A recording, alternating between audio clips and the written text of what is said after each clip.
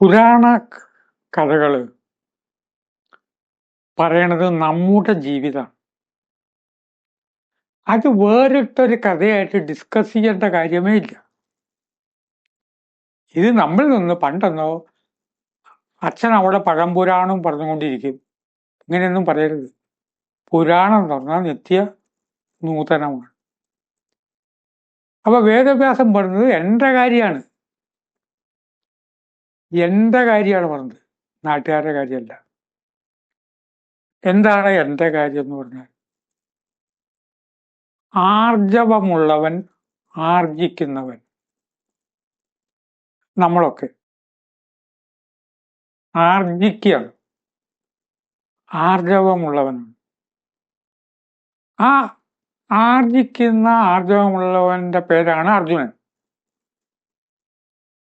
അർജുന എന്ന് പറയുമ്പോൾ ഇതാണ് ഉദ്ദേശിക്കുന്നത്.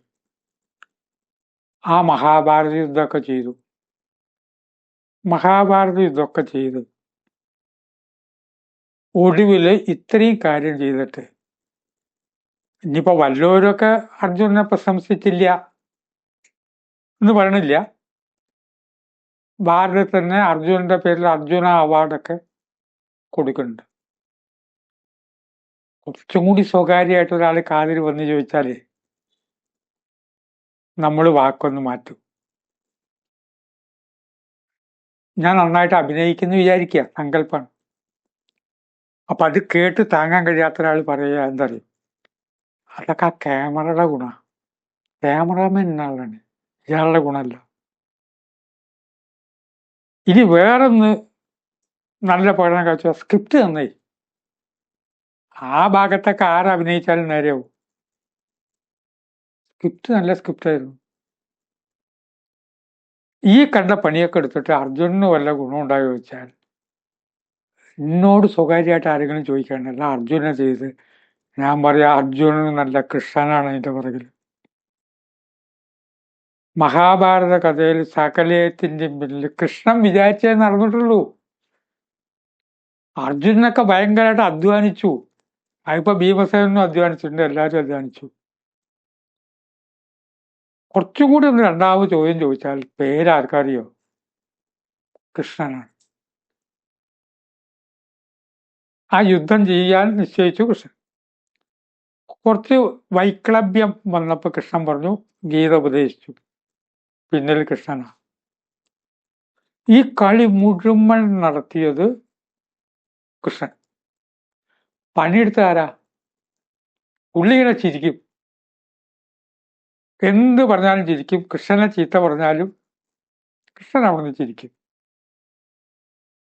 ധന്യമേ ജീവിതം കൃഷ്ണൻ കേട്ടാൽ കൃഷ്ണൻ അവിടുന്ന് ചിരിക്കും. ആ മണ്ടൻ പലതും പറയുന്നുള്ള അർത്ഥമായിരിക്കും, അതും പറയില്ല, ചിരിക്കുകയുള്ളൂ. ഒടുവിൽ യുദ്ധത്തിൽ ജയിച്ചു. ഇറങ്ങി കൃഷ്ണ എന്ന് പറഞ്ഞു. രഥം ഓടിക്കുന്ന ആള് ഇറങ്ങിയിട്ട് മറ്റാളെ ഇറക്കുകയാണല്ലോ വേണ്ടത്, ഇല്ലേ? കാർ ഓടിക്കുന്ന ആളോട് സ്റ്റോപ്പ് എന്ന് പറഞ്ഞാൽ ഡ്രൈവർ നിർത്തി VIP ഡോർ തുറന്ന് കാണിക്കണ്ടേ? ആദ്യം ഇറങ്ങിക്കോന്ന് പറഞ്ഞു. അത്ര ഇഷ്ടമായില്ല. ആദ്യം ഇറങ്ങിക്കോ പറഞ്ഞു. ഏതായാലും ശരി, കൃഷ്ണനോട് തെറ്റണ്ട എന്ന് വിചാരിച്ചിട്ട്, ഇത്രയൊക്കെ വണ്ടി ഓടിച്ച ആളല്ലേ, മാറിയിരുന്നു. കൃഷ്ണൻ ഇറങ്ങിയതും കത്തി. അപ്പൊ ഒരു കാര്യം തീർച്ചയായി, ഇതുവരെ രക്ഷപ്പെടുത്തിയതാരാ? കൃഷ്ണൻ. സകല പണിയെടുക്കുക, എന്നിട്ട് ക്രെഡിറ്റ് മുഴുവൻ കൃഷ്ണൻ. നമ്മൾ തന്നെ ചിലവർ പറയാറില്ലേ, എങ്ങനെയോ പെരപ്പണി കിടക്കുമ്പോൾ എൻ്റെ കയ്യിൽ കാശൊന്നും ഉണ്ടായിരുന്നില്ല, എങ്ങനെയൊക്കെയോ വന്നു ചേർന്നു, കൃഷ്ണന് കൊടുത്തു.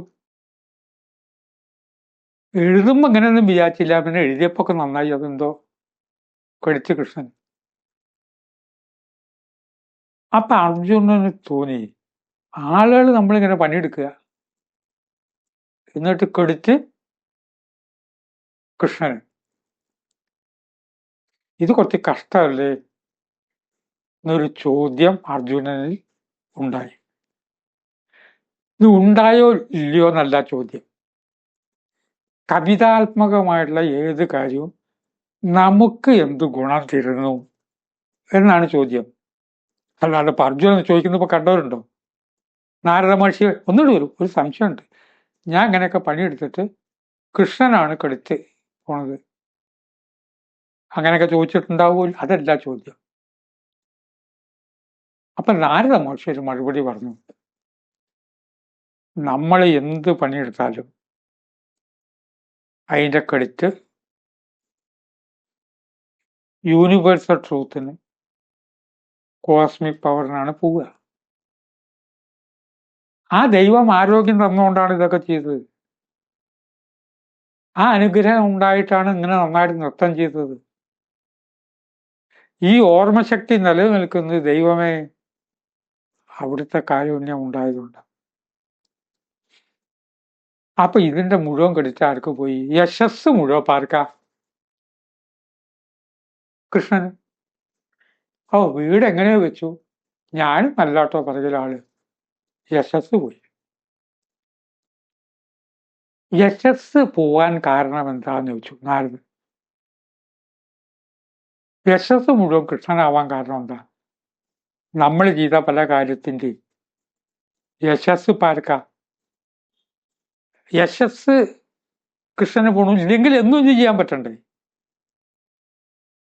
ഞാൻ പലപ്പോഴും എഴുതിയ പല കാര്യം വെച്ചാൽ അതേമാതിരി പിന്നെ എഴുതാൻ പറ്റുമോ? എന്നാ പിന്നെ ഞാനാണ് ചെയ്തതെങ്കിൽ അതേമാതിരി ഇനി എഴുതാൻ പറ്റണ്ടേ? അപ്പോ നാരദൻ പറഞ്ഞു ഒരു മറുപടി, നമ്മളൊക്കെ ചിന്തിക്കേണ്ടത് നല്ലതാണ്. യശസ്വിനി എന്നൊരു വാക്പദമുണ്ട്. യശസ്വിനി ലളിതാ സഹസ്രനാമത്തിലെ ഒരു നാമമാണ്. ലളിതാ സഹസ്രനാമം മുടങ്ങാതെ വായിക്കും. അപ്പൊ എൻ്റെ ഒരു ട്യൂൺ അനുസരിച്ച് ആ യശസ്വിനിയുടെ അവിടെ എത്തുമ്പോൾ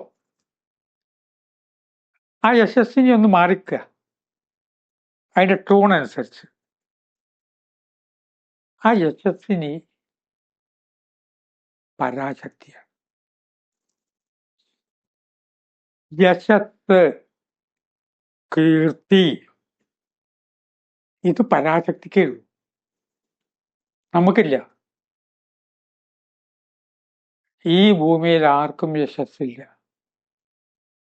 യശസ് ഉണ്ടെങ്കിൽ യശസ്സുള്ള ആളെ ഇപ്പൊ കാണട്ടെ, ഒന്ന് കാണിച്ചു തരാൻ പറഞ്ഞ ആള് മരിച്ചു പോയില്ലേ? സൗന്ദര്യം എന്ന യശസ്സാ. അപ്പൊ അവരെ കണ്ട എങ്ങനെ ഇരിക്കും അവരുടെ സൗന്ദര്യം? കീർത്തി എപ്പോഴും കീർത്തി ഉണ്ടോ? എത്ര കീർത്തിമാനായിരുന്നു, അത് കഴിഞ്ഞിട്ട് തന്നെ ഡൗട്ടാവില്ലേ? യശസ്വിനി,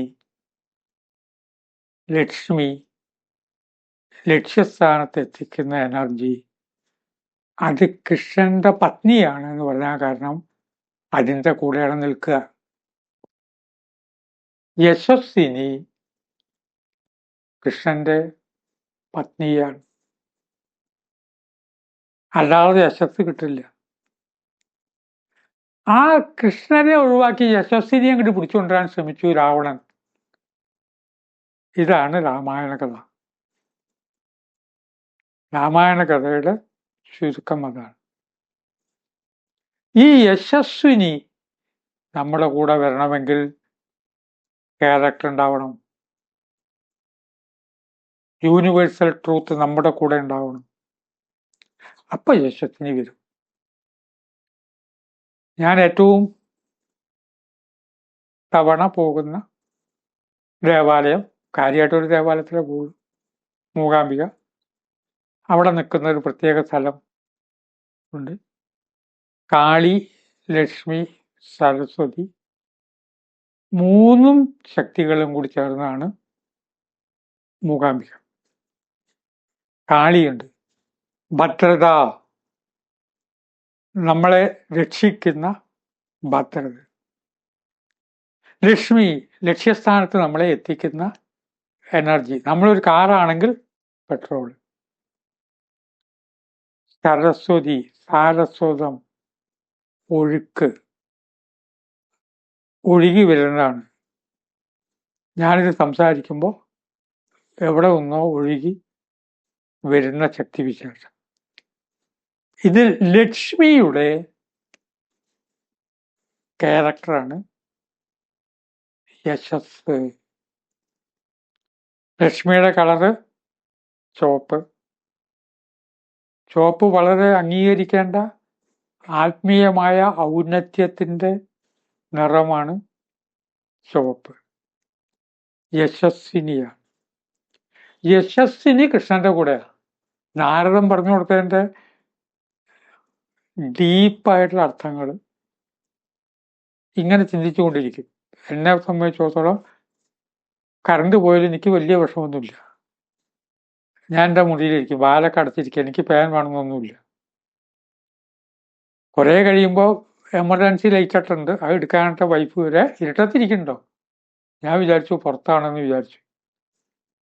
ഇരുട്ടത്ത് ഇരിക്കാൻ ഒരു ബുദ്ധിമുട്ടുമില്ല. കാരണം അവളിരുന്ന് ചിന്തിച്ചു കൊണ്ടിരിക്കും പ്രപഞ്ചത്തെക്കുറിച്ച്, യശസ്സിനെ കുറിച്ച്.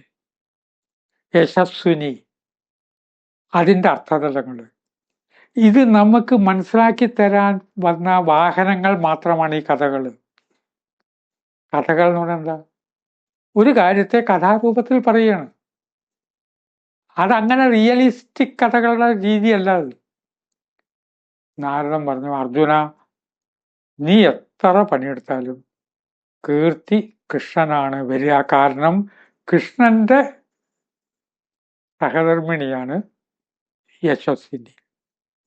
ഇത് നമുക്ക് ബാധകമാണ്. ഇതിൻ്റെ അർത്ഥം കീർത്തിക്ക് ശ്രമിക്കണ്ട എന്നല്ല, ഇതിൻ്റെ പോസിറ്റീവ് വശം മനസ്സിലാക്കാൻ പറഞ്ഞുകൊണ്ട് വാക്കുകൾ സംവദിക്കുന്നു. നമസ്കാരം.